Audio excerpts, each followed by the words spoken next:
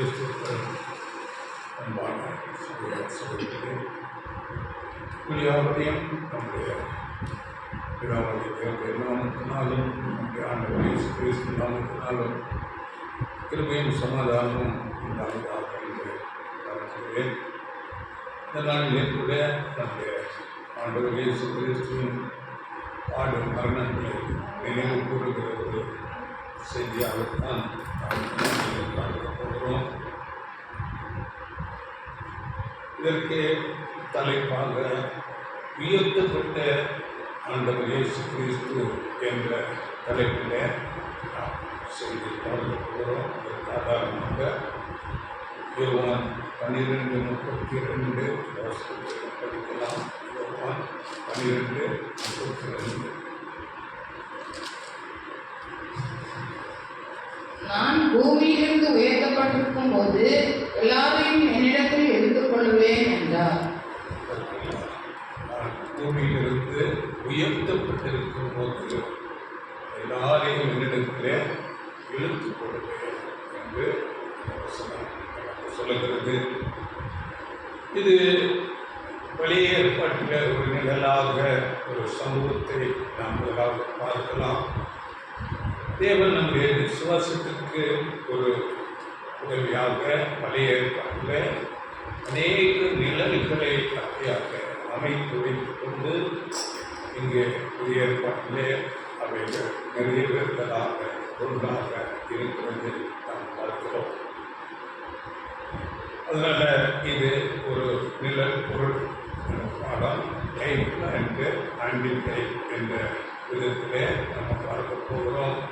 இதற்காக எல்லாருக்கும் 21ஆம் அதிகாரத்தில் இந்த காரியங்கள் சொல்லப்பட்டிருக்கிறது. அந்த நிழல் சம்பவம் இது என்னவென்றால், அங்கே மாம்சீகமான இஸ்ரேல் ஜனங்கள் எகிப்தின் அடிமைத்தனத்திலிருந்து வனாந்திர வழியாக பிரயாணப்பட்டு அவர்கள் கானானுக்கு புறப்பட்டுக் கொண்டிருக்கிறார்கள்.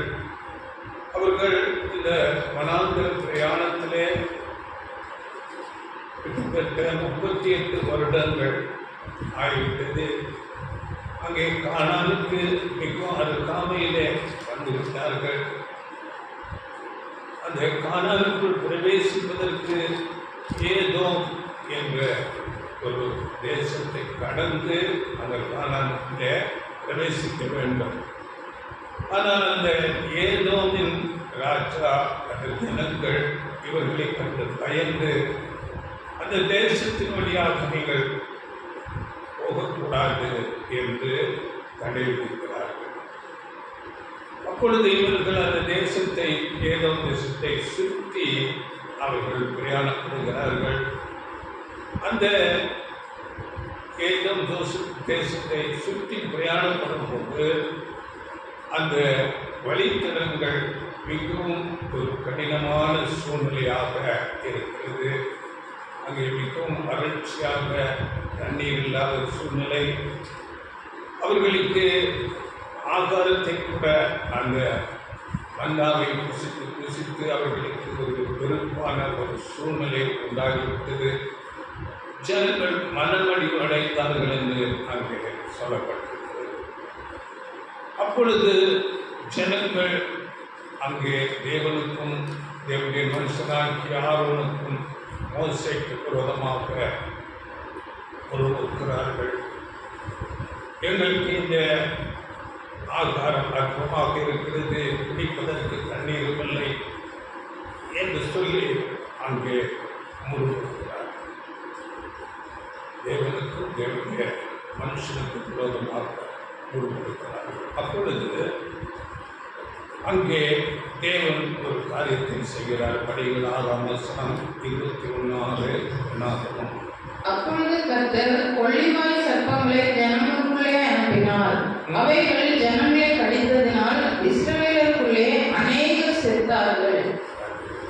அப்படி முறுமுறுத்தவுடனே தேவன் அவர்களுக்குள்ளாக கொள்ளிவாய் சர்ப்பம் பாம்புகளை அனுப்புகிறார்.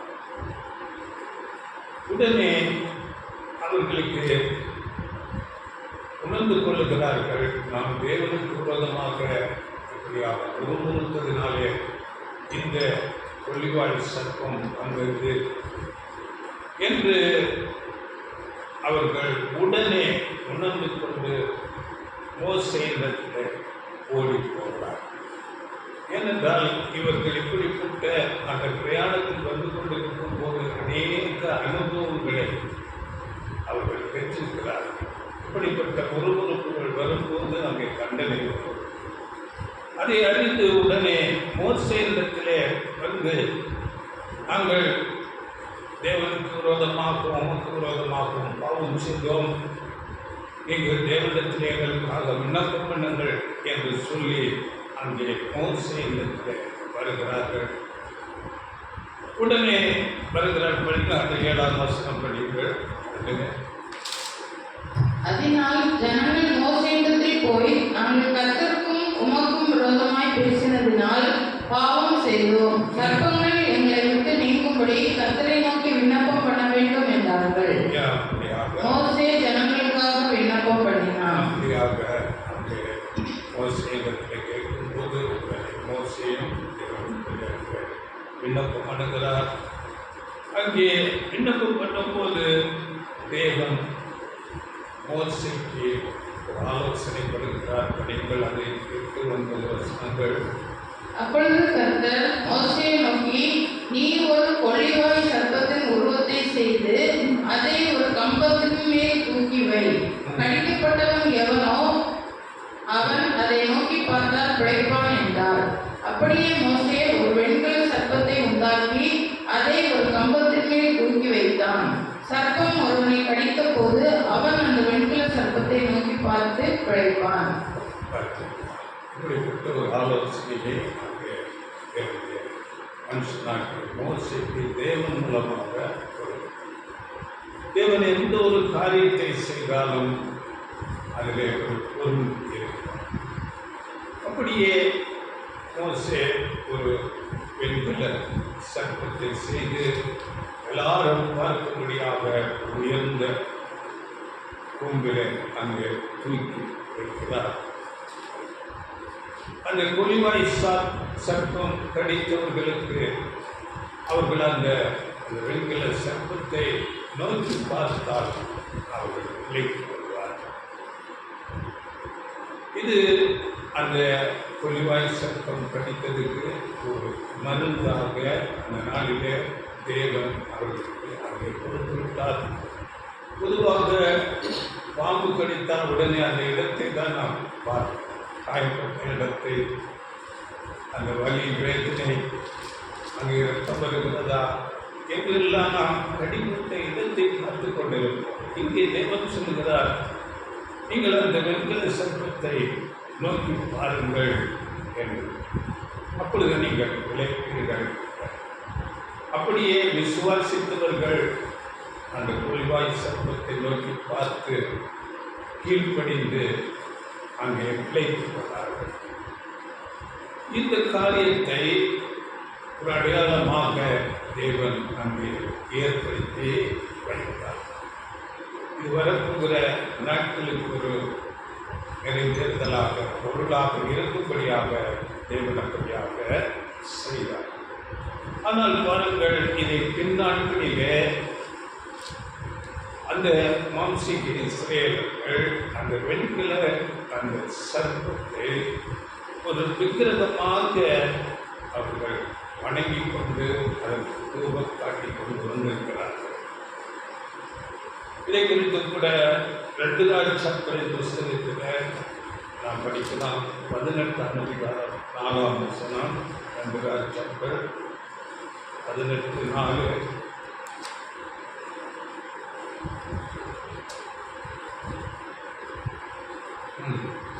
அவன் மேடங்களை அகற்றி சிலைகளை தகர்த்து விக்கிர தோப்புகளை வெட்டி மோசே பணியிருந்த வெண்கல சர்ப்பத்தை உடைத்து போட்டான். அந்நாட்கள் மட்டும் இஸ்ரவேல் புத்திரர் அதற்கு தூபம் காட்டி வந்தார்கள். அதற்கு நிகுஸ்தான் என்று பெயரிட்டான். நிகுஸ்தான் என்று பெயர் வைத்து அதை தூபம் காட்டி அங்கே ஒரு விக்கிரகமாக வணங்கி கொண்டு வந்திருக்கிறார். இதை எசேக்கியா ராஜா இசைக்கிய ராஜா ஒரு தேவனுக்கு பயந்தவர், தேவனுடைய பிரமாணங்களை கற்பது நடக்கிறவர். அதனால அந்த நாட்களில் இருந்த விக்கிரகத்தை எல்லாம் அங்கு உடைத்து போடும்போது இந்த நிகுஸ்தான் என்று சொல்லப்படுகிற இந்த வெண்கல சர்ப்பம் அந்த விக்கிரகத்தை கூட உடைத்து போடுகிறது. ஏனென்றால் அவர்களுக்கு கொடுத்த நியாயப்பிரமாணத்தில் தெளிவாக தேவன் சொல்லிவிட்டார், நீ வானத்துக்கு கீழே, பூமிக்கு மேலே, கீழே சமுத்திரத்தை ஆக்கிடும் எந்த ஒரு உருவத்தை நீ செய்யாதே, அதை நமஸ்கரிக்காதே, அதை சேவிக்காதே என்று தேவன் நியாயப்பிரமாணமாக கொடுத்திருக்கிறார். யாத்திராகமம் 20:4 மேலே வானத்திலும் கீழே பூமியிலும் பூமியின் கீழ் தண்ணீரிலும் உண்டாயிருக்கும் இருக்கிறவர்கள் ஒப்பான ஒரு சுரூபத்தையாகிலும் யாதொரு விக்கிரகத்தையாகிலும் நீ உனக்கு உண்டாக்க வேண்டாம், நமஸ்கரிக்கவும் வேண்டாம், அதை சேவிக்கவும் வேண்டாம். அது தேவனுக்கு பிரியமில்லாதது, தேவனுக்கு விரோதமானது என்று நியாயப்பிரமாணத்திலே தெளிவாக அவர்களுக்கு கொடுக்கும். ஆனாலும் அவர்கள் அந்த வெண்கல சர்ப்பத்தை வணங்கிக் கொண்டு வந்திருக்கிறார்கள். இது தேவனால் வரப்போகிற ஒரு நிறைவேறுதலின் ஒரு அடையாளமாக கொடுக்கப்பட்டது. அதை அவர்கள் உணர்ந்து கொள்ளாமல் இருக்கிறார். ஆனால் நாம் அதை இன்றைக்கு உணர்ந்து கொள்ள வேண்டும். ஆனால் இந்த வெண்கல சர்ப்பம் அவர்கள் உருவாக்கி அதை நோக்கி பார்த்தது போல இந்த நாளிலே கூட சில வகுப்பார் சில விக்கிரகங்களை செய்து வைத்துக் கொண்டு அங்கே அப்படி அவர்கள் செய்தார்கள் அல்லவா என்று சொல்லி இவர்கள் செய்கிற விக்கிரக வணக்கத்திற்கு ஒரு நியாயத்தை சொல்லிக்கொண்டு இருப்பார்கள். இது தேவனுக்கு பிரியமில்லாதது, தேவனுக்கு எதிரானது, துணிகரமானது.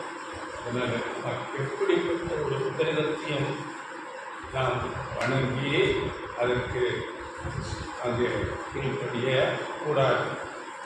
இங்கே எசேக்கியா ராஜா அது தேவனுக்கு பிரியமில்லாதது என்று அந்த வெண்கல சர்ப்பத்தை நொறுக்கி போடுகிறதை நாம் பார்க்கிறோம்.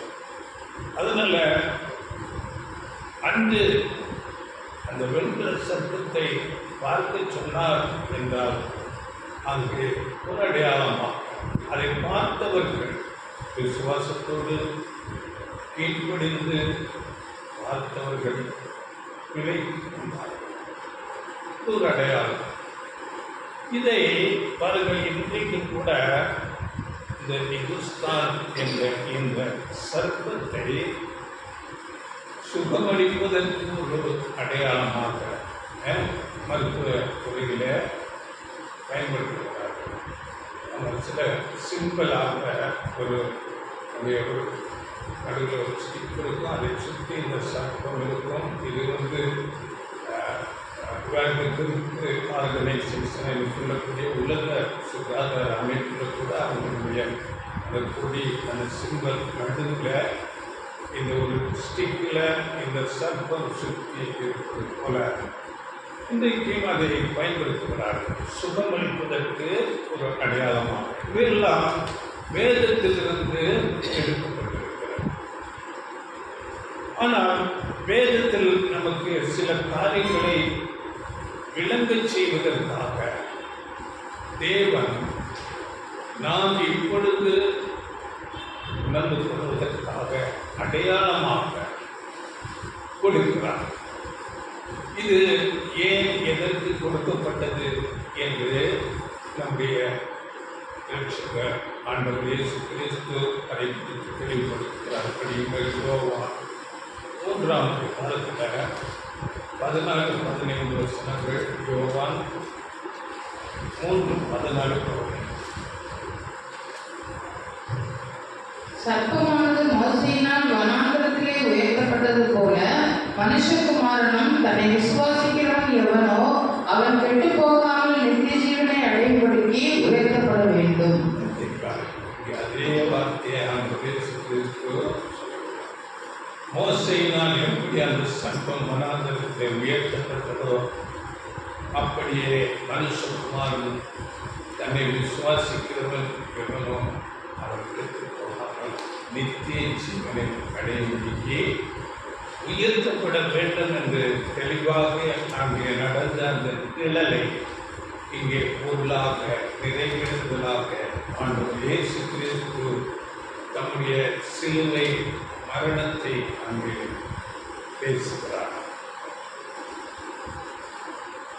இன்று நாம் இந்த சிலுவை பாடு மரணம் என்பதை குறித்து கிறிஸ்தவர்கள் அறிந்து கொண்டு அது குறித்த வார்த்தைகளை தியானித்துக் கொண்டிருக்கிறோம். அதே சமயத்தில் பாருங்கள், உலகத்தில் உள்ள கிறிஸ்தவர்கள் அல்லாதவர்களுக்கு கூட ஆண்டவர் இயேசு கிறிஸ்து இப்படி சிலுவை மரத்திலே அவர் ஜீவனை கொடுத்தார் என்று அன்றைக்கு உயர்த்தப்பட்ட அந்த சிலுவை மரணம் எல்லாருக்கும் தெரியும். ஆண்டவர் இயேசு கிறிஸ்து அப்படிப்பட்டதான ஒரு மரத்திலே உயர்த்தப்பட்டிருக்கிறார். அதனுடைய நிஜமான பொருள் அறியாமல் இருந்தாலும் உலகத்தார் கூட எல்லாவற்றையும் அறிந்திருக்கிறார். அங்கே நாம் பழைய ஏற்பாட்டில் நிலையில் நாம் பார்க்கும்போது அந்த வெண்கல சர்ப்பத்தை விசுவாசத்தோடு அதை நோக்கி பார்த்தவர்கள் அந்த பாம்பு கடி அந்த விஷத்திலிருந்து தங்களுக்கு மரணம் வராதபடி அவர்கள் பிழைத்துக் கொண்டார்கள். அப்படியே பொருளாக நிறைவேறுதலாக இன்றைக்கு நம்முடைய ஆண்டவர் இயேசு கிறிஸ்து சிலுவை மரத்திலே உயர்த்தப்பட்டிருக்கிறார். அவர் நம்முடைய பாவங்களை சுமந்து கொண்டு நமக்காக தம்மை ஒரு பலியாக ஈடு கரியமாக கொடுத்திருக்கிறார். அதனால் நான் ரட்சிக்கப்படுகிறேன் என்று நாம் நிச்சயமாக விசுவாசிக்கும்போது அது நமக்கு ஒரு விடுதலையாக ரட்சிப்பாக இருக்கும். இங்கே நாம் விசுவாசிக்கிறேன் என்று நான் சொன்னால் போதாது. விசுவாசத்தை குறித்து வேதத்திலே அநேக விளக்கங்கள் கொடுக்கப்பட்டிருக்கிறது. யாக்கோபு புஸ்தகத்திலே நாம் படிக்கும்போது கிரியைகள் இல்லாத விசுவாசம் செத்தது என்று கூட சொல்லப்பட்டிருக்கிறது. யாக்கோபு 2:20 கிரியைகள் இல்லாத விசுவாசம் செத்தது.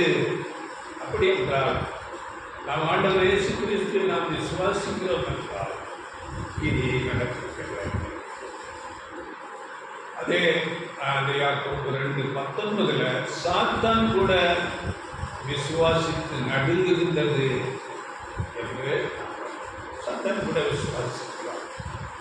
அதனால நாம் விசுவாசித்தால் மாத்திரம் போதாது, நாம் கீழ்ப்படிய வேண்டும். ஆனால் சாத்தான் அங்கு விசுவாசித்தாலும் கீழ்ப்படிய மாட்டார். அதனால விசுவாசத்தை குறித்து நாம் அறிந்து கொள்ள வேண்டியது என்னவென்றால், தேவனுடைய வார்த்தைகளை கேட்டு உணர்ந்து கொண்டு நாம் அதற்கு கீழ்ப்படிய வேண்டும். கீழ்ப்படித்து நம்முடைய குணாம்சங்களை நாம் மாற்றிக்கொள்ள வேண்டும். நாம் மனம் திரும்பி பழைய காரியங்களை எல்லாம் விட்டு புதிய மனுஷன் ஆகிய ஆண்டவர் இயேசு கிறிஸ்துவையே நோக்கி பார்த்து அவருடைய சாயல் கொப்பாக நாம் மாற வேண்டும். அப்படியாக விசுவாசம் என்பது நாம் கிரியைகள் மூலமாக வார்த்தைகளுக்கு கீழ்ப்படிந்து நாம் புதிய ஒரு கிறிஸ்துவின் சாயல் கொப்பாக வர வேண்டும் என்று சொல்லப்படும். அதுதான் விசுவாசம். இதை குறித்து ஒரு வசனம் கூட படிங்களை பேசியிருக்கிறது. 4ஆம் அதிகாரத்தில் அங்கே சொல்லப்பட்டிருக்கு. 4:21-24 பேசிய சத்தியத்தின்படியே நீங்கள் அவரிடத்தில் கேட்டு அறிந்து அவரால் போதிக்கப்பட்டீர்களே, அந்தபடி முந்தின நடக்கைக்குரிய மோசம் போக்கும் இச்சைகளாலே கெட்டு போகிற பழைய மனுஷனை நீங்கள் களைந்து போட்டு உங்கள் உள்ளத்திலே புதிய மெய்யான நீதியிலும் பரிசுத்தத்திலும் தேவனுடைய சாயலாக சிருஷ்டிக்கப்பட்ட புதிய மனுஷனை தரித்துக் கொள்ளுங்கள். இதுதான், அதாவது பழைய மனுஷனை, பழைய சுபாவங்கள் எல்லாவற்றையும் நாம் களைந்து போட்டு உங்கள் உள்ளத்திலே புதிதான ஆவி உள்ளவர்களாய், புதிய ஆவி என்று சொல்லும்போது ஒரு புதிய சிந்தை, புதிய சிந்தை உடையவர்களாக மெய்யான நீதி பரிசுத்தம் தேவனுடைய சாயலாக சிருஷ்டிக்கப்பட்ட புதிய மனுஷன் ஆகிய ஆண்டவர் இயேசு கிறிஸ்துவின் சாயலுக்கு நாம் வர வேண்டும். இதுதான் விசுவாசம். அப்படி விசுவாசிக்கும் போது நாம் கிடைப்போம். இதைத்தான் இங்கே அடையாளமாக அந்த மோசே மூலமாக வனாந்தரத்தில் சர்ப்பம் உயர்த்தப்பட்டது காட்டுகிறது. இப்பொழுது நாம் பார்க்கும்போது அன்றைக்கு அந்த இஸ்ரேல் ஜனங்களை மோசே வனாந்தரத்திலே வழி நடத்துகிறார் இல்லையா? மோசே இஸ்ரேல் ஜனங்களை வழி நடத்துகிறார். ஆனால் அவர்களோடு கூட ஆண்டவர் இயேசு கிறிஸ்து கூட இருந்தார். ஏனென்றால் நாம் ஏற்பாட்டில் படிக்கும்போது, 10:4 படிக்கும்போது, அவர்களோட கூட சென்ற ஞான கண்மலையில் தண்ணீரை குடித்தார்கள் என்று வசனம். அதனால மோசே அவர்கள் கண்களுக்கு எதிராக அவர்களை நடத்துவதாக இருந்தார். அங்கே அவர்களோடு கூட சென்று அவர்களை பாதுகாப்பேன், அவர்களை வழி நடத்தினது, அவர்கள் தேவைகளை சந்தித்தது, அவர்களுக்கு அவர் யுத்தம் பண்ணினது எல்லாம் அங்கே நமக்கு ஆண்டவர் இயேசு கிறிஸ்து. அப்படியே இன்றைக்கு கிறிஸ்தவர்களாகிய நம்மையும் வனாந்திரமாகிய இந்த உலகத்திலே வழிநடத்தி பரமகானானுக்கு பரலோகத்துக்கு நேராக வழி நடத்துகிறது நம்முடைய ஆண்டவர் இயேசு கிறிஸ்து. அவர் நம்மை வழி நடத்துகிறார். நாம் இதை குறித்து கூட சீசர்களிடத்திலே சொல்லும்போது, அவர் மரித்து உயிர்த்தெழுந்து சீசர்களை நீங்கள் உலகமெங்கும் சென்று சுவிசேஷத்தை பிரசங்கிங்கள் என்று சொல்லும்போது, அங்கே மத்திய 28ஆம் அதிகாரத்திலே கடைசியில் சொல்லும்போது, உலகத்தின் முடிவு பரியந்தம் சகல நாட்களிலும் நான் உங்களுடனே கூட இருக்கிறேன் என்று வாக்குப்பட்டிருக்கிறார். அதனால ஆண்டவர் இயேசு கிறிஸ்து நம்மோடு கூட இருப்பார். வனாந்தரத்திலே இது வனாந்தரம் போன்றது. அநேக குறைவுகள் வரும், அநேக நெருக்கங்கள் வரும். அப்பொழுது ஆண்டவர் இயேசு நம்மோடு கூட இருப்பார். அப்படியே நமக்காக பரிந்து பேசுகிறவராக கூட இருக்கிறார். அப்படி ஒரு வசனம் கூட படிகள் எங்களுடைய 13ஆம் அதிகாரத்தில் அங்கே நான் உன்னை விட்டு விலகுவதுமில்லை, உன்னை கைவிடுவதுமில்லை என்று சொல்லுகிறார். 13:5-6 நீங்கள் பணமாசை இல்லாதவர்களாய் நடந்து உங்களுக்கு இருக்கிறவைகள் போதுமென்று எண்ணுங்கள். நான் உன்னை விட்டு விலகுவதுமில்லை, உன்னை கைவிடுவதுமில்லை என்று அவர் சொல்லியிருக்கிறாரே. அதனாலே நாம் தைரியம் கொண்டு, கர்த்தர் எனக்கு சகாயர், நான் பயப்படேன், மனுஷன் எனக்கு என்ன செய்வான் என்று சொல்லலாமே. அப்படி அதாவது நம்மோடு கூட நான் உன்னை விலகுவதில்லை, உன்னை கைவிடுவதில்லை என்று வாக்கு பண்ணியிருக்கிறார். அதனால நாம் அவரை பின்பற்றி நடக்கும்போது அவர் நம்மோடு கூட இருப்பார். நமக்கு அநேக சத்திய வார்த்தைகள், வேதத்தில் உள்ள அநேக ரகசியங்கள் நமக்கு கொடுக்கப்படும். பரிசுத்த ஆவியின் மூலமாக நம்மை பலப்படுத்துவார். தீமைகளுக்கு விலைக்கு போடும்படியாக அந்த பரிசுத்த ஆவியை தந்து நம்மை உணர்த்துவார், நம்மை பலப்படுத்துவார், நம்மை நடத்துவார். அப்படியே நாம் பாவத்துக்குள்ளாக நம்முடைய பலவீனத்தில் நாம் போகும்போது அங்கே சில சிக்ஷைகள் கூட கொடுக்கலாம். சிக்ஷைகள் கொடுத்து நம்மை நேர்வழிப்படுத்தி நீதியிலே நடத்துகிறவராக இருக்கிறார். இந்த சிக்ஷைகளை குறித்து கூட எபிரேயர் 12ஆம் அதிகாரம் 5 நீங்கள் படித்துக் கொள்ளுங்கள். சில சிக்ஷைகள் தகப்பனை போல சில தண்டனைகள் தந்து நம்மை நேர்மையாக நீதியிலே நடக்கும்படியாக பரிசுத்தத்திலே நம்முடைய வாழ்க்கை பரிசுத்தமாக இருக்கும்படியாக அவர் நம்மை வழிநடத்தும். அப்படியே நம்மை போதிப்பார், உணர்த்துவார். அப்படியே இந்த உலக பிரகாரமான காரியங்களிலே மூழ்கி போகாதபடி நம்மை அநேக எச்சரிப்புகள் உணர்த்துதல் கொடுப்பார். ஆனால் இன்றைக்கு பாருங்கள், கிறிஸ்தவர்கள் அதிகமாக உலக பிரகாரமான காரியங்களுக்காகத்தான் ஆண்டவர் இயேசு கிறிஸ்துவை பாடுகிறார். அப்படியாக ஆவிக்குரிய காரியத்துக்காக, அந்த ரட்சிப்புக்காக, பரலோகத்துக்கு போவதற்காக நாம் ஆண்டவர் இயேசு கிறிஸ்துவிடத்தில் வர வேண்டும். இங்கே இந்த உலக காரியங்களை விரும்பி வருகிறவர்களுக்கு எச்சரிப்பாக ஒரு வசனம் வேதத்தில் கொடுக்கப்பட்டிருக்கிறது. 1 கொரிந்தியர் 15ஆம் அதிகாரத்தில் 19ஆம் வசனம் அதை தெளிவாக சொல்லுகிறது. 1 கொரிந்தியர் 15:19. இம்மைக்காக மாத்திரம் நாம் கிறிஸ்துவின் மேல் நம்பிக்கையுள்ளவர்களாய் இருந்தால் எல்லா மனுஷரின் பார்வையும் பரிதவிக்கப்படத்தக்கவர்களாய் இருப்போம். இம்மைக்காக என்ற ஒரு உலக பிரகாரமான ஒரு நன்மை ஆசீர்வாதத்துக்காக மாத்திரம் நாம் இயேசு கிறிஸ்துவிற்கு வந்தால் எல்லா மனுஷரை விட பரிதவிக்கப்படத்தக்கவர்கள்.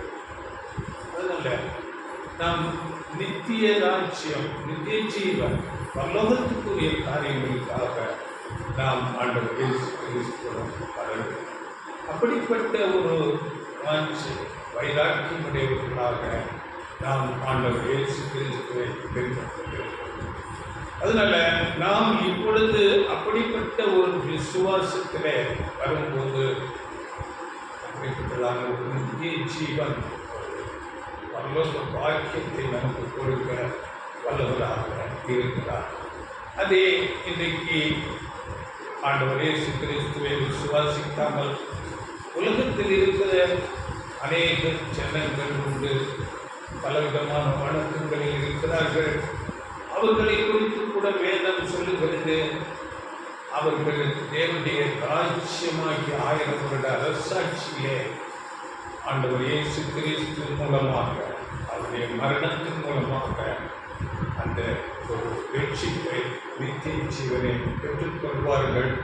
இதை குறித்து ஆண்டவர் இயேசு கிறிஸ்து சொல்லும் போது யோவான் 12ஆம் அதிகாரத்தில் சொல்லுகிறார். பாருங்கள், யோவான் 12:32-33 நான் எல்லாரையும் இழுத்துக் கொள்ளுவேன் என்று சொல்கிறார். நான் பூமியிலிருந்து உயர்த்தப்பட்டிருக்கும் போது எல்லாரையும் என்னிடத்தில் இழுத்துக் கொள்வேன் என்றார். நான் என்ன விதமாய் மரணமாய் மறிக்கப் போகிறார் என்பதை குறிக்கும்படி இப்படி சொன்னார். எல்லாரையும் என்னிடத்திலே இழுத்துக் கொள்ளுவேன். அப்படி அந்த இயேசு கிறிஸ்து தன்னுடைய வாயினால சொல்லுகிறார். அதனால உலகத்து ஜனங்கள் இப்பொழுது அறியாமல் பலவித வணக்கங்களிலே இருப்பார்கள், குருடராக இருப்பார்கள். அவர்கள் தேவனுடைய ராஜ்யம் வரும்போது அங்கே சாத்தான் கட்டப்பட்டிருப்பார். அதனால் அவர்கள் உணர்ந்து கொள்வார்கள். அதனால ஆண்டவர் இயேசு கிறிஸ்து உலகத்தில் உள்ள எல்லா மனுஷர்களுக்கும் எல்லாருக்காகவும் தன் ஜீவனை கொடுத்திருக்கிறார். அதனால அவர்தான் நம்மை ரட்சிக்க முடியும். வேறு யாரும் நமக்கு ரட்சிப்பை கொடுக்க முடியாது. அதாவது அந்த விசுவாச கண்கள் அப்பொழுது அவர்களுக்கு திறக்கப்படும். உலகத்தில் இன்னைக்கு எதையோ வணங்கி கொண்டிருக்கிறார்கள். கையினால் செய்த விக்கிரகங்களை, சிருஷ்டிப்புகளை, சூரியனை, இன்னும் பலவிதமான மிருகங்கள் இப்படி வணங்கி கொண்டிருப்பார்கள். அவர்கள் கண்கள் உண்டாக்கப்பட்டிருக்கிறது. வேதத்தில் நாம் படிக்கிறோம், இப்பிரபஞ்சத்தின் தேவன் அவர்கள் மனக்கண்களை பூர்ண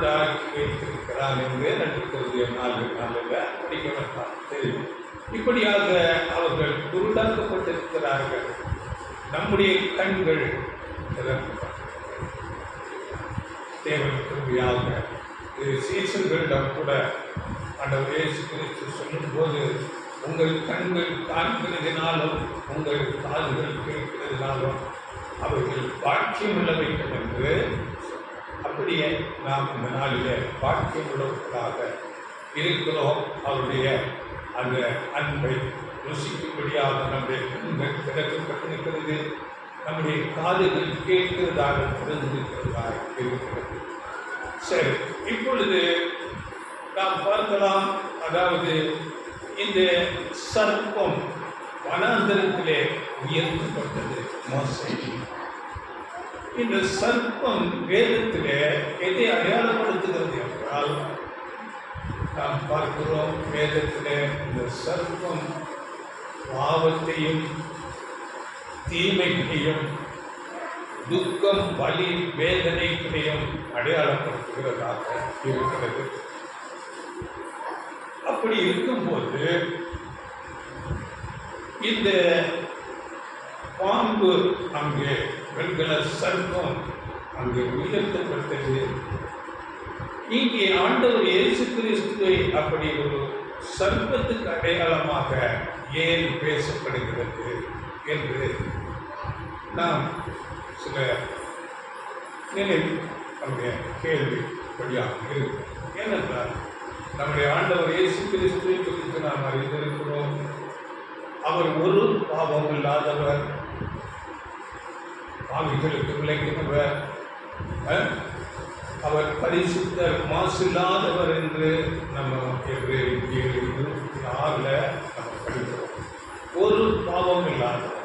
அப்படிப்பட்டவர் எப்படி இந்த பாவத்துக்கு அடையாளமாக இருக்கிற அந்த சர்ப்பத்துக்கு அங்கே அடையாளமாக காட்டப்படுகிறார் என்றால், பாருங்கள், அவருக்கு ஆண்டவரே கிறிஸ்துவுக்கு ஏற்ற விதமாக ஒரு கபடு இல்லாத ஒரு ஆவை போலவோ இல்லாவிட்டால் ஒரு நாட்டுக்குட்டியை போலவோ அப்படி காட்டியிருக்கலாம்.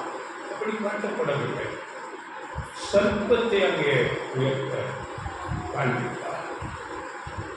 இது ஏனென்றால், பாருங்கள், இந்த சர்ப்பம் இந்த பாவத்துக்கும் தீமைக்கும் எல்லா சாபம் மரணம் துக்கத்துக்கு ஒரு அடையாளமாக ஆதி முதல் மனிதர் ஏதேனிலே அங்கே அந்த சாத்தானால் பயன்படுத்தப்பட்ட ஒரு கருவியாக இந்த சர்ப்பம் இருக்கிறது.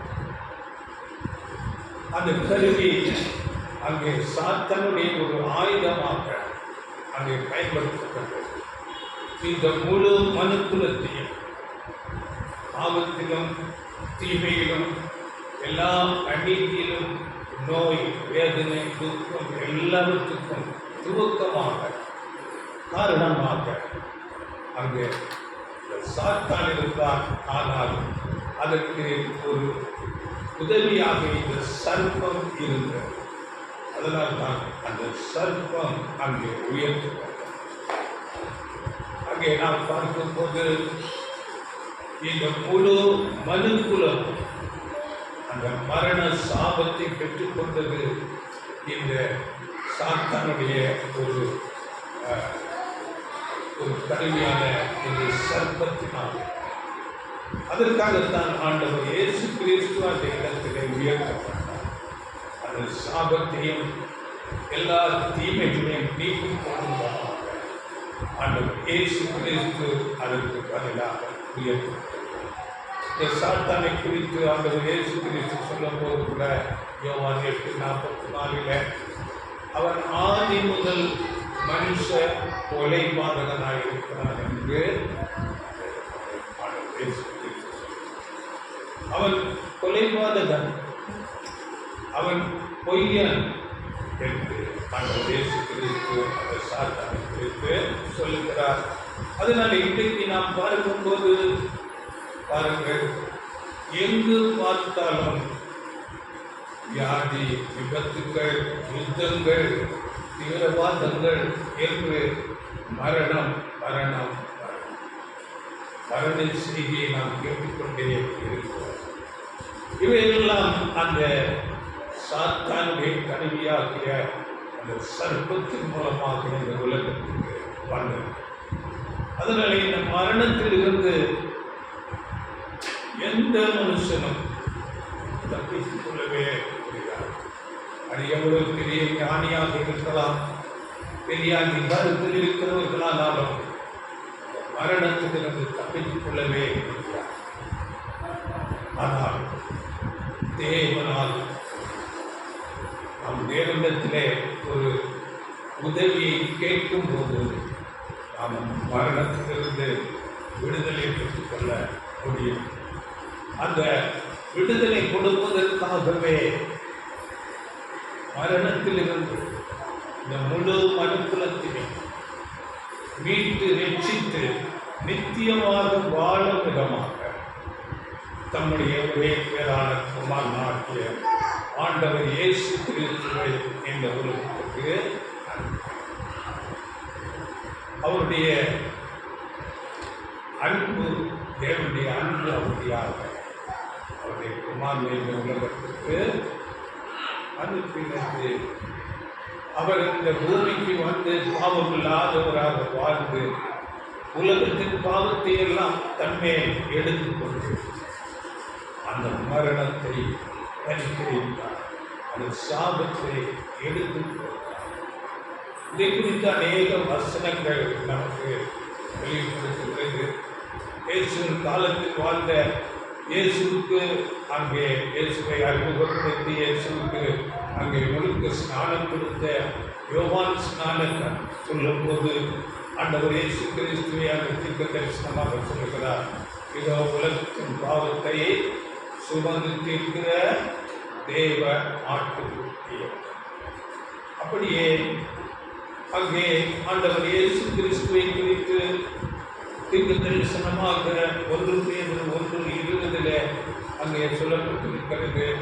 அவர் உலக தோற்றத்துக்கு முன்னே, உலக தோற்றத்துக்கு முன்னே குறிக்கப்பட்டவராய் இருந்து தமது மூலமாய் தேவன் மேல் விசுவாசமாய் இருக்கிற உங்களுக்காக இந்த கடைசி காலங்களில் வெளிப்பட்டார்.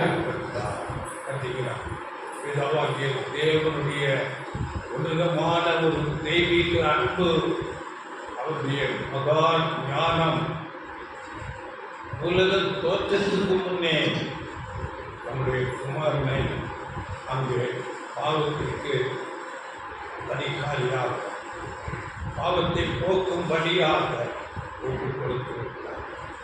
அதனால் வேலை வந்த போது என்று நாம் படிக்கிறோம். கலத்தின் வேலை வந்த போது ஸ்திரீ நிலத்தில் பிறந்தவராக அவர் இந்த பூமிக்கு இறங்கி வருகிறார். அப்படி வெளிப்படுத்தல் 13:8 கூட உலக தோற்றத்திற்கு முன்னே அவர் அங்கே நியமிக்கப்பட்டிருந்தார் என்று வசனம் சொல்லுகிறது. அப்படியே நாம் படிக்கும்போது இயேசு தம்முடைய வார்த்தையில தம்முடைய வாயினாலே சொல்லும்போது ஆண்டவர் இயேசு கிறிஸ்து யோவானிலே சொல்லுகிறார். படிங்கள் யோவான் 11ஆம் அதிகாரம் 25ஆம் வசனம். யோவான் 11:25. இயேசு அவரை நோக்கி, நானே உயிர்த்தெழுதலும் ஜீவனுமாய் இருக்கிறேன். என்னை விசுவாசிக்கிறவன் மரித்தாலும் பிழைப்பான். நானே உயிர்த்தெழுதலும் ஜீவனுமாய் இருக்கிறேன். என்னை விசுவாசிக்கிறவன் மரித்தாலும் பிழைப்பான். இன்றைக்கு எல்லா கோடி கோடி லட்சமான ஜனங்கள் மரித்துக் கொண்டிருக்கிறார்கள். மரணத்தில் இருந்தவர்கள் உயிர்த்தெழுச்சி, நானே உயிர்த்தெழுதலும் ஜீவனுமாய் இருக்கிறேன், மரித்தாலும் பிழைப்பான். மரணத்திலிருந்து கொண்டு வருகிறார். இதை குறித்து யோவான் 8:51 கூட அதே வார்த்தை அங்கே சொல்லப்படுகிறது.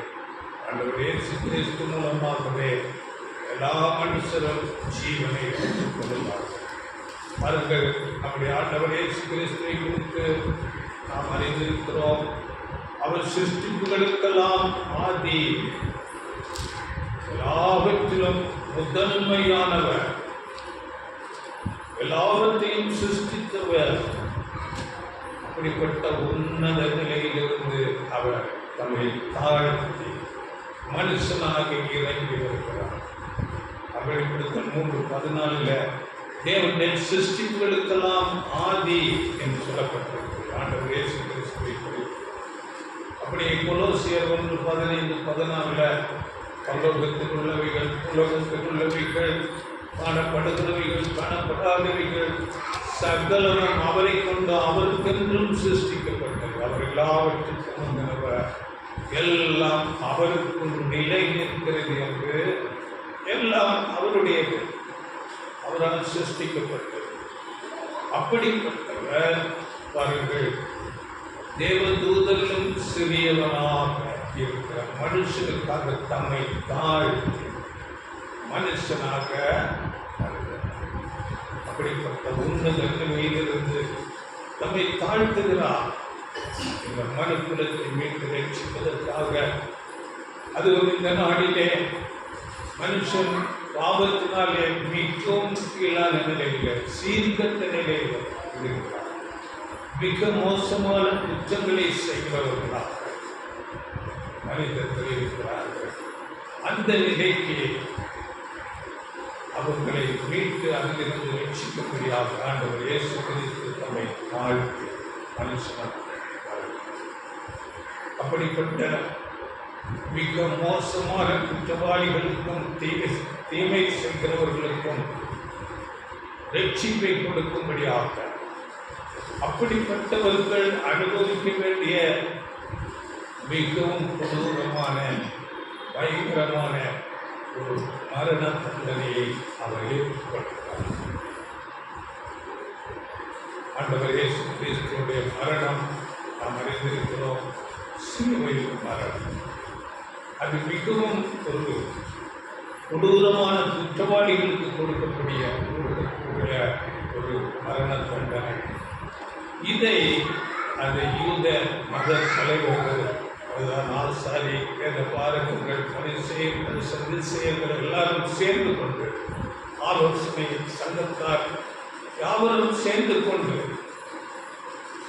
ஆண்டவர் இயேசு கிறிஸ்துவை குற்றப்படுத்தி இவர் தேவதூஷணம் சொல்லிவிட்டார், தன்னை தேவனுடைய குமாரன் என்று சொல்லிக் கொண்டார் என்று அவரை குற்றப்படுத்துகிறார். இப்படிப்பட்ட அந்த யூதர்களுடைய தலைவர்கள் எல்லாரும் அவரை குற்றப்படுத்தும் போது யூத ஜனங்கள் எல்லாம் அவருக்கு விரோதமாக எழுதுகிறார்கள். அப்படியே ரோம சாம்ராஜ்யத்துக்கு அங்கே பிலாத்துவிடத்தில் நடத்தும் போது இவர் தன்னை ராஜா என்று சொல்லுகிறார், வரி கொடுக்க வேண்டும் என்று சொல்லுகிறார் என்று தேசத்துக்கு விரோதமாக தேச துரோக குற்றம் அங்கே அவர்கள் சுமத்தப்படும்.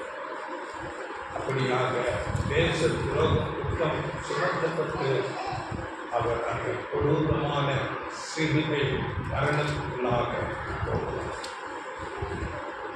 இப்படி ஆண்டவர் இயேசு கிறிஸ்து இந்த உலகத்தில் உள்ள எவ்வளவு பயங்கரமான கொடூரமான குற்றவாளிகளுக்குரிய தண்டனையை ஆண்டவர் இயேசு ஏற்றுக்கொள்கிறார்.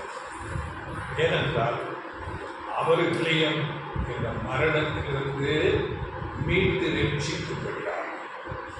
ஆனால் இவைகள் எல்லாம் நடக்கும் போது அங்கே அவரோடு கூட இருந்த சீசர்களுக்கு இது ஒரு பெரிய அதிர்ச்சியாக இருக்கிறது. ஏனென்றால் சீசர்கள் ஆண்டவர் இயேசு கிறிஸ்துவை மேசியா என்று அறிந்திருந்தார்கள். ஒரு மேசியா, இந்த மேசியா ஒரு ராஜாவாக அரசாளம் போகிறார், அவரோடு கூட நாமும் ஆளுகை செய்ய போகிறோம் என்ற ஒரு சிந்தனையிலே அந்த சீசர்கள் அவரோடு கூட இருந்தார். ஆனால் இப்படிப்பட்ட சூழ்நிலைகள் வரும்போது அவர்கள் இதை எதிர்பார்க்காமல் ஒரு அதிர்ச்சியாக அவர்களுக்கு அவர்கள் சிதறி ஓடுகிறார்கள். ஆண்டவர் இயேசு பல இடங்களிலே குறித்து பேசினாலும் அவர்களால் உணர்ந்து கொள்ள முடியாத நிலையில இருந்தார்கள். சிலுவை மரணம் மிக மோசமான குற்றவாளிகளுக்கு கொடுக்கப்படுகிற ஒரு மரணம். இந்த சிலுவை மரணத்தை எல்லாரும் பார்க்கும் விதமாக அங்கே எல்லாரும் பார்க்கும் விதமாக சிலுவையிலே அங்கே அறையப்படுவார்கள். அங்கே எல்லாராலும் ஏளனமாகவும் கேவலமாகவும் பேசப்படுவார்கள். அங்கே சித்திரவதை செய்யப்பட்டு பல மணி நேரம் அவர்கள் சிலுவை மரத்திலே இருந்து தன் ஜீவனை விரும்பிய இது வேறு விதமாக ஒரு தூக்கில் விட்டால் சிறைச்சேதம் பண்ணி இப்படியாக மறித்தால் அது மற்றவர்களுக்கு தெரியாது. இது பல விதங்களிலும் அவரை சித்திரவதை பண்ணி பல மணி நேரங்கள் சிலுவை மரத்திலே தூங்கி அங்கே மரணமடையக்கூடிய ஒரு இதுதான் சிலுவை மரணம். இது நம்முடைய ஆண்டவர் இயேசு கிறிஸ்துவுக்கு சரீர பிரகாரமாக வலி வேதனை அப்படியே மன ரீதியாக அநேக வேதனைகளுக்குள்ளாக இதை குறித்து அநேக வசனங்கள் தீர்க்க தரிசனங்கள் இருக்கிறது. அது அப்படியே நடந்தது. இவர்கள் பாருங்கள், சங்கீதங்களிலே 69ஆம் சங்கீதம் 19 உறுப்பினர்கள் 69 19 தேவரீர் என் நெஞ்சையும் என் வெட்கத்தையும் என் அவமானத்தையும் அறிந்திருக்கிறீர். என் சத்துருக்கள் எல்லாரும் உமக்கு முன்பாக இருக்கிறார்கள். நிந்தை என் இருதயத்தை பிளந்தது. நான் மிகவும் வேதனைப்படுகிறேன். எனக்காக பரிதவிக்கிறவன் உண்டோ என்று காத்திருக்கிறேன். ஒருவனும் இல்லை. தேற்றுகிறவனுக்கு காத்திருந்தேன், ஒருவனையும் காணேன். ஒருவர் எனக்காக பரிதவிக்கிறார். இது இப்படியாக தீர்க்க தரிசனங்கள் சொல்லப்பட்டாயிற்று. ஆண்டவர் இயேசு கிறிஸ்துவின் மரணம் அப்படியே நடந்தது. சங்கீதம் 22 6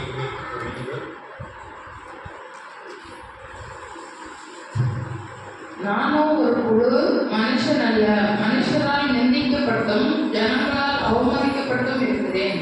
என்னை பார்க்கிறவர்கள் எல்லாரும் என்னை பரியாசம் பண்ணி உதட்டை பிதுக்கி தலையை குலுக்கி, கர்த்தர் மேல் நம்பிக்கையாக இருந்தானே, அவர் இவனை விடுவிக்கட்டும், இவன் மேல் பிரியமாய் இருக்கிறாரே, இப்பொழுது இவனை மீட்டு விடட்டும் என்கிறார்கள். பலவிதமான நம்பிக்கை மற்றவர்களை ரட்சித்தான், தன்னை ரட்சிக்கிறான் இல்லை. இப்படியாக அநேக தூஷணமான வார்த்தைகள் சிலுவையை விட்டு இறங்கிவார், அப்பொழுது என்னை விசுவாசிக்கிறோம் என்று நாம் அநேக தூஷணமான வார்த்தைகள் கூடவே சிலுவையின் அந்த வேதனை காயங்களினால் இப்படியாக அநேக விதமான சூழ்நிலைகள் அவர் தன்னுடைய ஜீவனை சிலுவையில் கொடுக்கிறார். உலகத்தில் உள்ள எப்படிப்பட்ட மோசமான குற்றவாளிக்கும் அப்படிப்பட்டதான மரணத்தை அவர் ஏற்றுக்கொள்கிறார். அதனால் அவர்களை மீண்டு ரட்சிக்கும்படியாகவே இப்படிப்பட்டதான மரணத்தை அவர் சுதந்திரித்தார். பாருங்கள், சிலுவை மரணம். அதன் பிறகு கூட அந்த சிலுவையிலே மறித்த அந்த பிணத்தை அவர்களுக்கு எந்த மரியாதையும் கொடுக்க மாட்டார்கள். அந்த பிணத்தை அப்படியே விட்டு விடுவார்கள், அதற்கு கொண்டு விடுவார்கள். அது காட்டில் உள்ள அந்த பெரிய கழுகுகள், காகங்கள் எல்லாம் வந்து அதை மாம்சத்தை கொத்தி திங்கும். இன்னும் நரிகள், நாய்கள் எல்லாம் வந்து கடிக்கும். இப்படியாக அந்த செத்த பிறக்கும் அந்த சரீரத்துக்கு மரியாதை இல்லாத சூழ்நிலை, எல்லாராலும் கைவிடப்பட்ட நிலை, புறக்கணிக்கப்பட்ட நிலை. ஏனென்றால் சமுதாயத்திலே வேண்டாதவர் என்று ஒதுக்கப்பட்டவர்களை திருப்பி சொந்தம் கொண்டாட யாரும் விரும்ப மாட்டார்கள். அவருடைய உறவினர்கள் எல்லாம் வெறுத்து விடுவார்கள். நமக்கு தீமை வந்து விடுமோ என்று பயப்படுவார்கள். இப்படியாக ஆண்டவர் இயேசு கிறிஸ்துவுக்கும் அப்படிப்பட்டவர்கள் எப்படிப்பட்ட ஒரு உன்னதமான நிலையிலிருந்து அவர் தன்னை தாழ்த்தி அந்த நிலைக்கு வந்திருக்கிறார். அவரோடு கூட இருந்த சீசர்கள் எல்லாம் ஓடி போய்விட்டார்கள். அவருடைய உறவினர்கள், தாயார், இன்னும் சகோதரர்கள் இருக்கிறார்கள். அவர்களெல்லாம் உரிமை கொண்டாடவில்லை. யாரும் ஏற்றுக்கொள்ள மனதாயில்லை. புறக்கணிக்கப்பட்ட நிலையிலே இருக்கிறார். இதை குறித்து கூட தீர்க்க தரிசனம் ஏசாயா 53:4 வசனங்கள். ஏசாயா 53:4. அவர் அசட்டை பண்ணப்பட்டவரும் மனுஷரால் புறக்கணிக்கப்பட்டவரும் துக்கம் நிறைந்தவரும் பாட அனுபவித்தவருமாய் இருந்தார். அவரை விட்டு நம்முடைய முகங்களை மறைத்துக் கொண்டோம். அவர் அசட்டை பண்ணப்பட்டிருந்தார், அவரை எண்ணாமல் போனோம். மெய்யாகவே அவர் நம்முடைய பாடங்களை ஏற்றுக்கொண்டு நம்முடைய துக்கங்களை சுமந்தார். நாமோ அவர் தேவனால் அடிபட்டு வாதிக்கப்பட்டு சிறுமைப்பட்டவர் என்று எண்ணினோம். அசட்டை பண்ணப்பட்டவரும் புறக்கணிக்கப்பட்டவரும் எல்லாரும் புறக்கணிக்கப்பட்ட அப்படியாக அவர் மரித்து அவருடைய சரீரத்தை வேதம் சொல்லுகிறது முன்மார்க்கருடைய அவருடைய பிரேதத்தை நியமித்தார். ஆனாலும் மரித்த போது ஐஸ்வர்யவானோடைய இருந்தார் என்று தரிசனம் சொல்லுகிறது. படியுங்கள். அதில் 53:9 வசனம். ஏசாயா. துன்மார்க்கரோடே அவருடைய பிரேத குழியை நியமித்தார்கள், ஆனாலும் அவர் மரித்த போது ஐஸ்வர்யவானோடே இருந்தார். மரித்த போது ஐஸ்வர்யவானோட சரீரம் அப்படியே விட்டுவிடப்படவில்லை. தேவன் அந்த காரியத்தை முன்னதாக அறிந்து தீர்க்க தரிசனமாக சொல்லியிருக்கிறார். அந்த தீர்க்க தரிசனத்தின்படியே, தேவனுடைய வார்த்தையின்படியே அங்கு ஒரு மனுஷன் வருகிறார். அங்கே யோசிப்பு என்று சொல்லப்படுகிற ஒரு ஐஸ்வர்யவான் வருகிறார். வந்து அங்கே பிலாத்துவிடத்திலே ஆண்டவர் இயேசு கிறிஸ்துவின் சரீரத்தை கேட்டு பெற்றுக்கொள்ளுகிறார். வசனம் தெளிவாக சொல்லப்பட்டிருக்கிறது. 27:57 படித்து பாருங்கள். அப்படியே மார்க்கில் சொல்லும் போது 15ஆம் அதிகாரம் 43ஆம் வசனத்தில் பிலாத்துவினிடத்தில் துணிந்து போய் என்று அங்கே சொல்லப்படும். துணிகரமாக. ஏனென்றால் அங்கே ரோம அரசாங்கத்தாலும் குற்றப்படுத்தப்பட்டிருக்கிறார். அங்கே யூத எல்லா ஜனங்களாலும் அங்கே குற்றப்படுத்தப்பட்டு அங்கே கொலை செய்யப்பட்டிருக்கிறார். அதனால எல்லாருடைய வெறுப்பையும் சம்பாதிக்க வேண்டியது இருக்கும் என்று யாரும் அதை ஏற்றுக்கொள்ள மாட்டார். ஆனால் இந்த மனுஷன் யோசிப்பு இந்த மனுஷன் துணிந்து போய் அங்கே பிலாத்துவிடத்திலே கேட்கிறார்.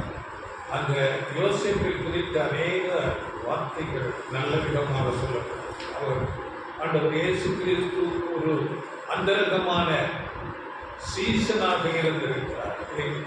யோவான் 19:38 அங்கே சொல்லப்பட்ட அவர் ஒரு அந்தரங்கமான சீசன்.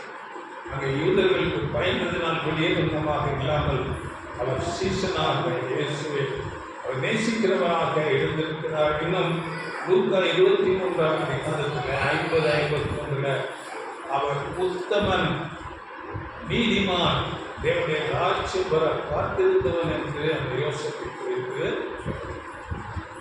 அதனால அங்கு அவரை குறித்து சொல்லும் போது இன்னும் அவர் யூதர்களுடைய ஆலோசனைகளுக்கும் செய்திக்கும் சம்மதியாதவனாய் இருந்தான் என்று அந்த யோசனை குறித்து சொல்லப்படும். அப்படிப்பட்ட ஒரு கனம் பொருந்திய மனுஷன், ஐஸ்வர்யவான், தேவன் நியமித்து அவருடைய சரீரத்தை பெற்றுக்கொண்டு அங்கே ஐஸ்வர்யவான்களை எப்படி அடக்கம் பண்ணுவார்களோ அப்படியே யூத முறைப்படி அங்கே அநேக அந்த வாசனை பொருட்கள் எல்லாம் வைத்து துணிகளிலே சுற்றி அங்கே புதிதாக வெட்டப்பட்ட ஒரு கல்லறையிலே வைத்தார்கள் என்று தீர்க்க தரிசனங்கள் அப்படியே நிறைவேறும். அவர்களை அங்கே துன்மார்க்கரோடு அவருடைய வேதத்தை நியமித்தார்கள். ஆனாலும் மரித்த போது ஐஸ்வர்யவானவரை இருந்தார். வார்த்தை அப்படியே இருக்கிறது. தேவனுடைய வார்த்தைகள் அது ஒரு உறுப்பாகிலும் ஒரு வழியாகிலும் நிறைவேறாமல் போகாது என்று அப்படியே நிறைவேறுகிறது.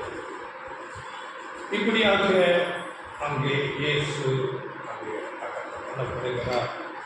அங்கே நாம் பார்க்கும்போது நாகமுத்திர 21ஆம் அதிகாரத்தில் 8-9 மோசே வெண்கல சர்ப்பத்தை செய்து கம்பத்திலே உயர்த்தி போது அதை நோக்கி பார்த்தவர்கள் பிழைத்தார்கள். இங்கே நிறைவேறுதல் பொருளாக நம்முடைய ஆண்டவர் இயேசு கிறிஸ்து சிலுவை மரத்திலே உயர்த்தப்பட்டு உலகத்தினுள்ள எல்லா மோசமான எல்லா பாவிகளுக்காக நம்முடைய ஜீவனை கொடுத்து அவர் மரித்தார். அவரை நோக்கி பார்க்கிறவர்கள் பிழைப்பார்கள். இதை குறித்து வசனம் நமக்கு சொல்கிறது. யோவான் 3:14-15-16 வசனங்களை நீங்கள் படித்து பாருங்கள். தன்னை விசுவாசிக்கிறவன் எவனோ அவன் கெட்டு போகாமல் நித்திய ஜீவனை அடையும்படி உயர்த்தப்பட வேண்டும். நாம் நித்திய ஜீவனை பெற ஆண்டவர் இயேசு கிறிஸ்து குறிப்பிட்டதான மரணத்துக்கு உயர்த்தப்பட்டார். அப்படியே 16ஆம் வசனத்தில் கேட்டீங்களா? தேவன் தம்முடைய ஒரே பேரான குமாரனை விசுவாசிக்கிறவன் எவனோ அவன் கெட்டு போகாமல் நித்திய ஜீவனை அடையும்படிக்கு அவரை தந்ததை இவ்வளவாய் உலகத்தில் அன்பு கூர்ந்தார். தேவன் அப்படியாக தன்னுடைய குமாரனை தந்து இப்போ இப்படியாக அவரை நாம் நோக்கி பார்க்கும்போது ஜீவனை பெற்றுக்கொள்ள இப்போ நாம் நோக்கி பார்த்தல் அப்படி என்றால் என்ன? நோக்கி பார்ப்பது சும்மா வெறுமனை பார்க்கிறதா என்றால் என்ன என்பதை குறித்து நாம் கொஞ்சம் பார்க்கலாம். ஆண்டவர் இயேசு கிறிஸ்து அவர் எப்படிப்பட்டவர், அவருடைய குணாம்சங்கள் என்ன, அவருடைய வாழ்க்கை எப்படி இருந்தது, எப்படி வாழ்ந்தார், அவர் எப்படி பிதாவாகிய தேவனுக்கு தன்னை தாழ்த்தி கீழ்ப்படிந்தார், இவையெல்லாம் அவரை பார்த்து கற்றுக்கொள்ள வேண்டும். இதுதான் அவரை நோக்கி பார்ப்போம். அறிந்து அப்படி கற்றுக்கொண்டு அவரை போல நாம் வளர்ச்சி அடைய வேண்டும். அதற்காக நாம் பிரயாசம் எடுக்க வேண்டும். இதுதான் நோக்கி பார்த்தலின் பொருளாக இருக்கிறது. நாம் நம்முடைய பாவங்கள், நம்முடைய சரீர பலவீனங்கள், குறைகளை பார்த்து கொண்டிருக்காமல் எப்படி அங்கே பழைய ஏற்பாட்டில் என்னாகும் அவர்கள் பாம்பு கடித்த போது அந்த காயத்தையோ அங்கே ரத்தம் இருக்கிறதா, எப்படிப்பட்ட வலி வேதனை என்று அந்த காயத்தை பார்த்தார்கள். நாமும் நம்முடைய பலவீனங்களை, நம்முடைய குறைகளை, பாவங்களை பார்த்து கொண்டிருக்காமல் அவரையே நாம் நோக்கி பார்க்கிறோம். ஏனென்றால் நாம் ஆதாமிலிருந்து இயற்கையாக மரபணுப்படியே இயற்கையாக நாம் தீமையாகத்தான் பிறந்திருக்கிறோம்.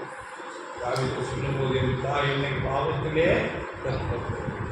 அப்படி பாவத்திலேயே தான் நாம் எல்லாரும் பிறக்கிறோம். தீமையான நம்முடைய சமுதாய அமைப்புகளிலே நாம் வளர்க்கிறோம். அதன் மூலம் அநேக தீமைகள் நமக்குள்ளாக வளர்கிறது. அதனால நாம் அநேக தீமைகளை செய்கிறவர்களாக, தீமையான சிந்தனை உடையவர்களாக இருக்கிறோம். அந்த தீமைகளை எடுத்து போட நம்முடைய பாவங்களை, நம்முடைய தீமைகளையே நாம் நினைத்து கொண்டிருக்காமல் நாம் அவரையே நோக்கி பார்க்க வேண்டும். இந்த உலகத்தில் உள்ள வேறு எந்த ஒரு பெரிய ஞானி அவருடைய ஞானத்தையோ அவருடைய தத்துவங்களையோ நாம் நோக்கி பார்த்தால் பிரயோஜனம் இல்லை. வேறு எந்த தலைவர்களை நோக்கி பார்த்தாலும் பிரயோஜனம் இல்லை. பாவமே இல்லாதவராக வானத்திலிருந்து தம்மை தாழ்த்தி இறங்கி வந்த நம்முடைய இரட்சகர் ஆண்டவர் இயேசு கிறிஸ்து, அவரையே நாம் நோக்கி பார்க்க வேண்டும். அவர் வாழ்ந்த வாழ்க்கை எப்படி இருந்தது, அவர் பேசித்த வார்த்தைகள் எப்படி இருந்தது, அவர் மூலமாக வெளிப்பட்ட சத்தியங்கள் எப்படி இருந்தது என்று நாம் அதை கேட்டு மனத்தாழ்மையாக நம்மை தாழ்த்தி அவைகளை உணர்ந்து கொண்டு தீமைகளில் இருந்து விடுபட வேண்டும் என்ற ஒரு விருப்பத்தோடு நாம் அவரை பார்க்கிறோம். அதுதான் நோக்கி பார்க்கிறோம். அப்படி நாம் அந்த ஒரு விருப்பத்தோடு அவரை நோக்கி பார்க்கும்போது தேவன் தன்னுடைய பரிசுத்த ஆவியை நமக்கு கொடுத்து அதிகமாக அநேக தேவனுடைய சத்தியங்கள் வார்த்தைகளை நமக்கு கொடுத்து நம்முடைய மனக்கண்கள் திறக்கும்படியாக செய்வார். அப்பொழுது நாம் தேவனுடைய மகா பெரிய அன்பை நாம் உணர்ந்து கொள்ள முடியும். அன்பை குறித்து கூட அப்போஸ்தலன் பவுல் நிருபத்திலிருந்து பிரகாசம் உள்ள மனக்கண்களை உங்களுக்கு தந்தருள வேண்டும் என்று ஜெபிக்கிறார். எபேசியர்கள் படித்து பாருங்கள். எபேசியர் 3ஆம் அதிகாரம் 17 நீங்கள் படித்து பாருங்கள். அங்கே நீங்கள் தேவனுடைய அன்பையும் அவருடைய மகத்துவத்தையும் எல்லாவற்றையும் 2 வசனம் படியுங்கள். நம்முடைய கர்த்தராகிய இயேசு கிறிஸ்துவின் தேவனும் மகிமையின் பிதாவுமானவர் தம்மை நீங்கள் அறிந்து கொள்வதற்கான ஞானத்தையும் தெளிவையும் அளிக்கிற ஆவியை உங்களுக்கு தந்தருள வேண்டும் என்றும், தாம் நம்மை அழைத்ததினாலே நமக்கு உண்டாயிருக்கிற நம்பிக்கை இன்னதென்றும், பரிசுத்தவான்களிடத்தில் தமக்கு உண்டாயிருக்கிற சுதந்திரத்தினுடைய மகிமையின் ஐஸ்வர்யம் என்னதென்றும், தாம் கிறிஸ்துவை மரித்தவர்களிலிருந்து எழுப்பி அவரிடத்தில் நடப்பித்த தமது பலத்த சத்துவத்தின் வல்லமைப்படியே விசுவாசிக்கிறவர்களாகி நம்மிடத்திலே காண்பிக்கும் தம்முடைய வல்லமையின் மகா மேன்மையான மகத்துவம் என்னதென்றும் நீங்கள் அறியும்படிக்கு அவர் உங்களுக்கு பிரகாசமுள்ள மனக்கண்களை கொடுக்க வேண்டும் என்றும் வேண்டிக் கொள்கிறேன். பிரகாசமுள்ள மனக்கண் நாம் அவரை நோக்கி பார்க்கிறோம்.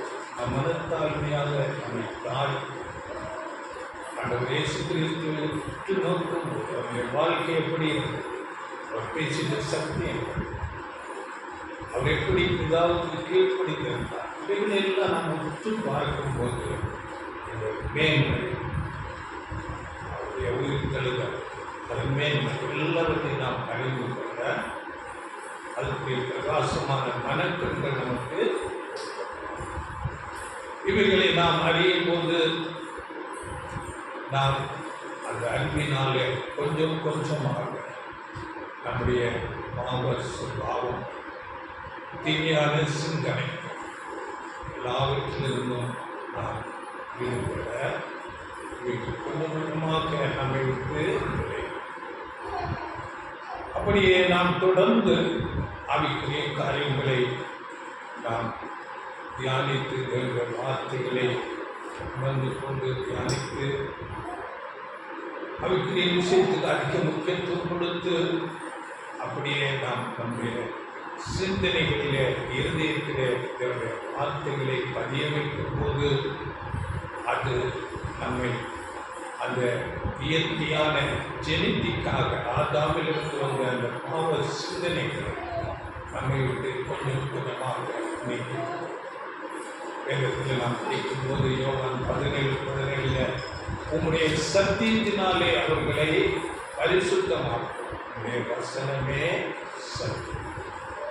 வேத வசனம் சத்தியம், வாயிலிருந்து வந்த வார்த்தைகள் தான் நம்மை பரிசுத்தமாக்குவதாக இருக்கிறது.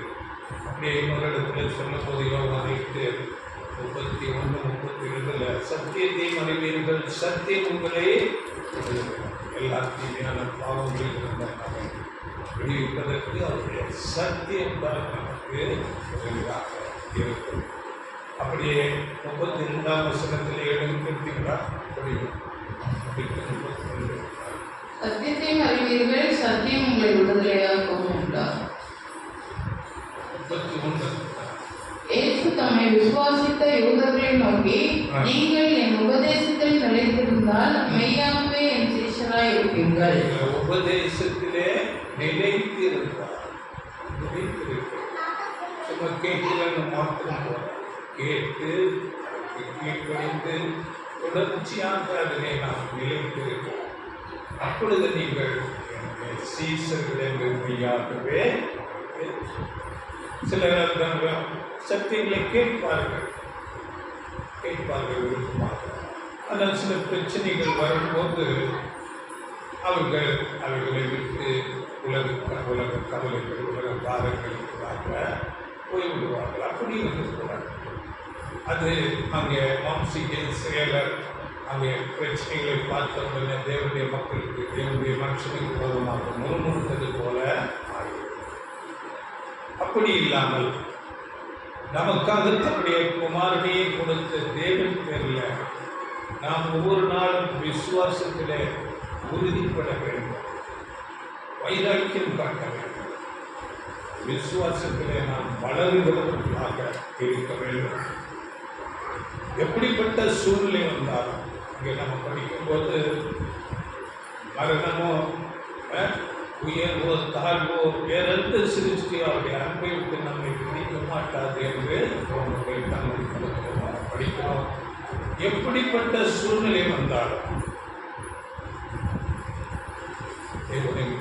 அன்பை நம்மை பிடிக்க மாட்டாது. யோகரை தமது கருத்தில் 32ஆம் வசனம் அங்கே சொல்லுகிறது, தம்முடைய குமாரனையே தந்தவர் மற்றெல்லாவற்றையும் நமக்கு தராமல் இருப்பாரோ அப்படிங்கிற வசனம்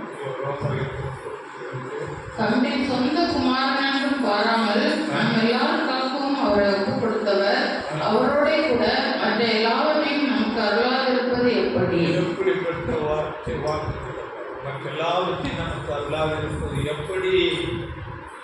குமாரனையும் கொடுத்திருக்கிறார், எல்லாம் தரமாட்டாரா? அப்படிப்பட்ட வாக்குத்தத்தங்கள். அதை தொடர்ந்து நீங்கள் படித்து பாருங்கள். 35 என்ன வந்தாலும், மரணமானாலும் என்ன வந்தாலும் அவருடைய அன்பை விட்டு பிரிக்க முடியாது என்று தொடர்ச்சியாக நீங்கள் படித்துக் கொள்ளுங்கள். அதனால என்ன சூழ்நிலைக்கு வாழ்க்கையில் வந்தால், குறைவுகள், வியாதிகள், நெருக்கங்கள் வந்தாலும் நாம் தேவனிடம் அதிகமாக கிட்டி சேர வேண்டும். தேவனிடம் சேர்ந்து நாம் செபிக்கும் போது அவருக்கு சித்தமானால் அதை செய்கிறார். அதனுடைய ஜெபத்தை குறித்து கூட நம்ம நிறுத்தி படிக்கும் போது பிலிப்பியர் 4ஆம் அதிகாரம் 6 நீங்கள் ஒன்றுக்கும் கவலைப்படாமல் எல்லாவற்றையும் குறித்து உங்கள் விண்ணப்பங்களை ஸ்தோத்திரத்தோடு கூடிய ஜெபத்தினாலும் வேண்டுதலினாலும் தேவனுக்கு தெரியும். அப்பொழுது எல்லாவற்றுக்கும் மேலான தேவ சமாதானத்தை நமக்கு. இப்படியே பாருங்கள், வேதம் சொல்வது சத்திய வசனங்கள், பேசி சொல்லிட்ட வார்த்தை, அதை நாம் அப்படியே கவனித்து பார்க்க வேண்டும், உணர்ந்து கொள்ள வேண்டும், அதை அதிகமாக தியானிக்க வேண்டும். இல்லாமல் எங்கள் போதகர் சொன்னார், எங்களுடைய சபை பாரம்பரியப்படியாக இருக்கிறது சொல்றார். வேதம், வசனம், சத்தியம் என்ன சொல்லுகிறதோ அதையே நாம் எடுத்துக்கொள்ள வேண்டும். யார் எவ்வளவு பெரிய ஒரு ஊழியக்காரர் பேசினாலும் சத்தியத்தின்படி இருக்கிறதா என்று ஆராய்ந்து பார்த்து சத்தியத்தை நாம் எடுத்துக்கொள்ள வேண்டும். சத்தியத்தை அறிவிங்கள், சத்தியம் உங்களை. அதனால எந்த பெரிய சபையோ பெரிய போதகரோ நமக்கு பார்க்க தேவையில்லை. சத்தியம், வேதம் என்ன சொல்லுகிறது அதைத்தான் நாம் பார்க்க வேண்டும். இல்லாவிட்டால் நம்முடைய பாரம்பரியங்கள், பெரிய போதகர், பெரிய சபை, இதை இப்படி நாம் பார்ப்பது அவர்கள் அந்த வெண்கல சர்ப்பத்தை எப்படி அப்படியே விக்கிரகமாக்கினார்கள் அல்லவா, அப்படியே ஆகிவிடும். அதனால் அப்படிப்பட்ட பார்வை நமக்கு இருக்கக்கூடாது. வேத சத்தியம் எது சொல்கிறதோ அதை நாம் அப்படியே எடுத்து உணர்ந்து கொண்டு அதற்கு நாம் கீழ்ப்படுகிறவர்களாக இருக்கிறோம். ஆனால் ஆண்டவர் இயேசு கிறிஸ்து இந்த முழு உலகத்தையும் மரித்தோரிலிருந்து ஜீவன் கொடுக்கும்படியாக நித்தியமாக வாழக்கூடியவர் அவர் இந்த உலகத்துக்கு வந்தார். அப்படிப்பட்ட அந்த தேவனுடைய குமாரன் நம்முடைய பிதாவாகிய தேவன் இந்த உலகத்துக்கு தந்து இவ்வளவாக அன்பு கூர்ந்தார். அப்படிப்பட்ட தேவனுக்கு ஆண்டவர் இயேசு கிறிஸ்து மூலமாக துதியும் கனமும் மகிமையும் உண்டாவதாக. வாழ்க்கையில் அதிகமாக கேள்விகள்